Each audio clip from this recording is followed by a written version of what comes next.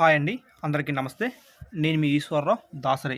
Friends, SSC GD కానిస్టేబుల్‌కి ఎవరైతే prepare అవుతున్నారో, మీకోసం అయితే general knowledge and general awareness. కొన్ని బిట్స్ అయితే ఒక 25 బిట్స్ ఇంపార్టెంట్ బిట్స్ అండి. నేనైతే సేకరించి మీకు వీడియో రూపంలో చేయడం జరిగింది. ఒక ఎస్ఎస్‌సి జీడీ కానిస్టేబుల్ కాదు, మీకు మిగతా అన్ని డిఫెన్స్ జాబ్స్‌కి ప్రిపేర్ అవుతున్నారు కదా! అన్నిటికి కూడా ఈ యొక్క general knowledge and general awareness అనేది యూజ్ అవుతుంది. ఎక్కువ మంది మనకి ఎవరైతే ఎస్ఎస్‌సి జీడీ కానిస్టేబుల్‌కి ప్రిపేర్ అవుతున్నారో, మీకైతే నేను చేస్తున్న వీడియో అనేది కొంచెం యూజ్ అవుతుంది. వీడియోని లాస్ట్ వరకు చూడండి. ఎవరికైతే యూజ్ అవుతుందో వారికి ఈ వీడియోని షేర్ అయితే చేయండి. మొత్తంగా మనకి 25 important general knowledge and general awareness అయితే క్వశ్చన్స్ అండ్ ఆన్సర్స్ అయితే చెప్పడం జరుగుతుంది. మొదటి క్వశ్చన్ వచ్చేసరికి, భారత్ అండ్ ఆఫ్ఘనిస్తాన్ దేశాల మధ్య సరిహద్దు రేఖను ఏమని పిలుస్తారు? జవాబు వచ్చేసరికి డ్యూరాడ్ రేఖ అండి. మన భారత్కి ఆఫ్ఘనిస్తాన్కి మధ్య సరిహద్దు రేఖను డ్యూరాడ్ రేఖ అని అంటారండి. నెక్స్ట్ వచ్చేసరికి, ఇవన్నీ ఇంపార్టెంట్ క్వశ్చన్స్ అండి. ఇంపార్టెంట్ మనకి వివిధ ఎగ్జామ్లో, కాంపిటేటివ్ ఎగ్జామ్లో ఇచ్చిన క్వశ్చన్స్ అన్నీ నేను సేకరించి వీడియో రూపంలో చేయడం అయితే జరుగుతుంది. నెక్స్ట్ రెండో క్వశ్చన్ వచ్చేసరికి, సూర్యకిరణాలు మకర రేఖపై ఏ రోజున నెట్ట నిలువుగా ప్రసరిస్తాయి? చూడండి, సూర్యకిరణాలు మకర రేఖపై మనకి డిసెంబర్ 22వ తేదీన మనకి నెట్ట నిలువుగా అయితే ప్రసరిస్తాయండి. నెక్స్ట్ మూడో క్వశ్చన్ వచ్చేసరికి, భారతదేశంలో మొత్తం ఎన్ని దీవులు ఉన్నాయి? మన భారతదేశంలో మొత్తంగా మనకి 247 దీవులు అయితే మనకి భారతదేశంలో దీవులు అయితే ఉన్నాయండి. నెక్స్ట్ నాలుగో క్వశ్చన్ వచ్చేసరికి, పాత రక్త కణములు ఈ క్రింది భాగమందు నశింపబడును. అంటే మన యొక్క రక్త కణములు అనేది నశింపబడను అంటే చనిపోవడం అండి. మన యొక్క బాడీలో ప్లేహము అనే ప్లేస్లో అయితే ఈ యొక్క పాత రక్త కణములు నశింపబడుతుందండి. నెక్స్ట్ ఐదో క్వశ్చన్ వచ్చేసరికి, మనకి గారో, జయంతియా, కాశీ ఈ యొక్క 3 కొండలు ఏ రాష్ట్రంలో కలవండి? గారో, జయంతియా, కాశీ కొండలు మనకి మేఘాలయలో ఇవైతే ఈ 3 కొండలు ఉన్నాయండి. గారో, జయంతియా, కాశీ కొండలండి. నెక్స్ట్ ఆరో క్వశ్చన్ వచ్చేసరికి, దక్షిణ భారతదేశం కల్లా ఎత్తైన శిఖరం ఏది? చూడండి, దక్షిణ భారతదేశం అంటే మన సౌత్ ఇండియా అండి. మనకి ఆ ఎత్తైన శిఖరం వచ్చేసరికి అనైముడి. చూడండి, భారతదేశం కల్లా అని వేరండి, ఇక్కడ దక్షిణ భారతదేశం ఇవ్వడం జరిగింది.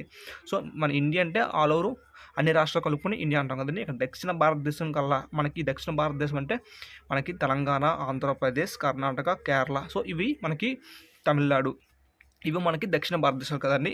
దక్షిణ భారతదేశం కల్లా ఎత్తైన శిఖరం వచ్చేసరికి అనైముడి అండి. నెక్స్ట్ ఏడో క్వశ్చన్ వచ్చేసరికి, ధ్వని వేగం అత్యధికంగా ఉంటుంది. ధ్వని వేగం ఎక్కడ అత్యధికంగా ఉంటుంది? జవాబు వచ్చేసరికి 30 డిగ్రీల సెల్సియస్ పొడిగాల్లో మనకి వేగంగా ఉంటుందండి. 0 అవర్ అనగానేమి? 0 అవర్ అంటే ఇంకేం లేదండి, ఎక్కువ ప్రాముఖ్యత కలిగిన అంశాలను సభలో లేవెత్తినే సమయం.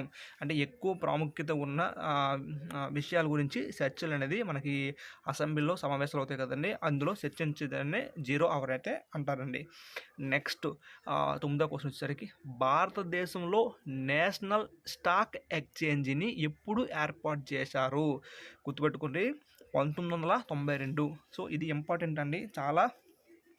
చాలా చోట్ల అయితే మనకి కాంపిటేటివ్ రంగాల్లో అంటే కాంపిటేటివ్ ఎగ్జామ్స్లో మనకి ఒక బిట్ అనేది ఇవ్వడం జరిగింది. గుర్తుపెట్టుకొని, భారతదేశంలో నేషనల్ స్టాక్ ఎక్స్చేంజ్ని ఎప్పుడు ఏర్పాటు చేశారంటే 1992లో అయితే మనకి ఏర్పాటైతే చేశారండి. 10వ క్వశ్చన్ వచ్చేసరికి, అత్యోదయ పథకాన్ని మొట్టమొదటిసారిగా ఏ రాష్ట్రంలో ప్రారంభించారు? చూడండి, అత్యోదయ పథకం వచ్చేసరికి పశ్చిమ బెంగాల్లో మనకి మొదటగా ప్రారంభించారండి.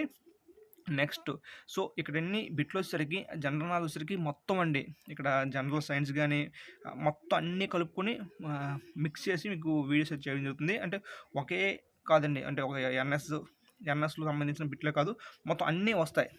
మనకి సోషల్ సైన్స్ మొత్తం అన్నీ కలుపుకొని నేనైతే సేకరించి మీకు చెప్పడం అయితే జరుగుతుంది. నెక్స్ట్ వచ్చేసరికి, అలీఘర్ ముస్లిం విశ్వవిద్యాలయం స్థాపకులు ఎవరు? జవాబు వచ్చేసరికి సయ్యద్ అహ్మద్ ఖాన్. అలీఘర్ ముస్లిం విశ్వవిద్యాలయం అయితే ఈయనైతే స్థాపించారండి. సయ్యద్ అహ్మద్ ఖాన్ గారు స్థాపించారండి.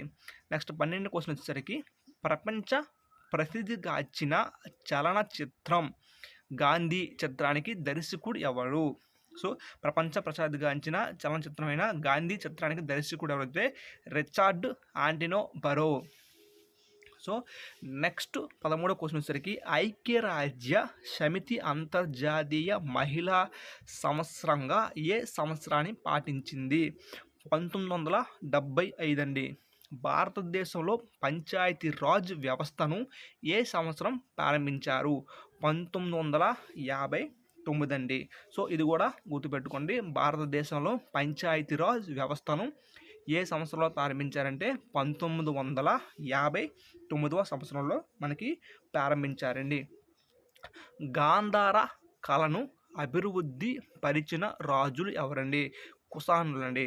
గాంధార కళను అభివృద్ధి పరిచిన రాజులు వచ్చేసరికి కుషానులు మనకి యొక్క గాంధార కళను అభివృద్ధి పరిచారండి.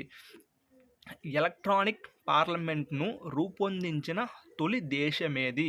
మలేషియా అండి. సో టెక్నాలజీలో మనకి మలేషియా అనేది ముందు ఉంటుంది కదండి. సో ఎలక్ట్రానిక్ పార్లమెంట్ అనేది మలేషియా అనేది ప్రారంభించిందండి. నెక్స్ట్ 17 క్వశ్చన్ వచ్చేసరికి ఖల్సాను స్థాపించిన సిక్కు గురువు ఎవరు? గురు గోవింద్ సింగ్. చూడండి ఈ యొక్క 17వ క్వశ్చన్ వచ్చేసరికి ఖల్సాను స్థాపించిన సిక్కు గురువు ఎవరు? సో ఇది కూడా ఇంపార్టెంటే.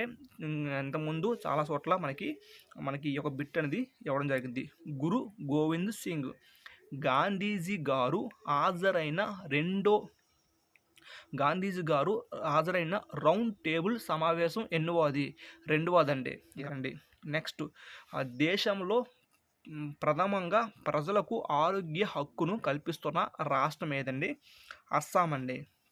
మధ్యప్రదేశ్లోని జబల్పూర్ ఏ నది ఒడ్డున ఉంది? మధ్యప్రదేశ్లోని జబల్పూర్ ఏ నది ఒడ్డున ఉందండి?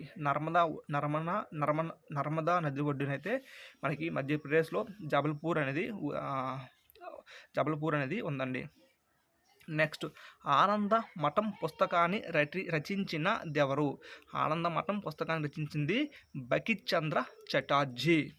22 ప్రపంచ జనాభా దినోత్సవంగా ఏ రోజున పాటిస్తారండి? జూలై 11వ తేదీన మనకి ప్రపంచ జనాభా దినోత్సవంగా పాటిస్తామండి. ఏ ప్యాసేజ్ టు ఇండియా పుస్తకాన్ని రచించింది ఎవరు? పుస్తకం రచించిన వచ్చరికి ఈఎం పాస్టర్. నెక్స్ట్ 24 వచ్చరికి భారత రాజ్యాంగంలో ఎన్నికల కమిషన్కు సంబంధించిన నిబంధన ఏది? ఆర్టికల్ అండి 324 ఆర్టికల్ అండి నిబంధన. 25 క్వశ్చన్ జాతీయ విద్యా మరియు పరిశోధన మండలి ఎన్సిఈఆర్టీ ప్రధాన కార్యాలయం ఎక్కడ కలదు? మనకి న్యూఢిల్లీలో ఈ యొక్క ఎన్సిఈఆర్టీ కార్యాలయం అయితే ఉందండి. సో ఇదండి ఈరోజు 25 క్వశ్చన్స్ అయితే మీకు ఇంపార్టెంట్ క్వశ్చన్స్ అయితే మీకు ఎక్స్ప్లెయిన్ చేయడం జరిగింది.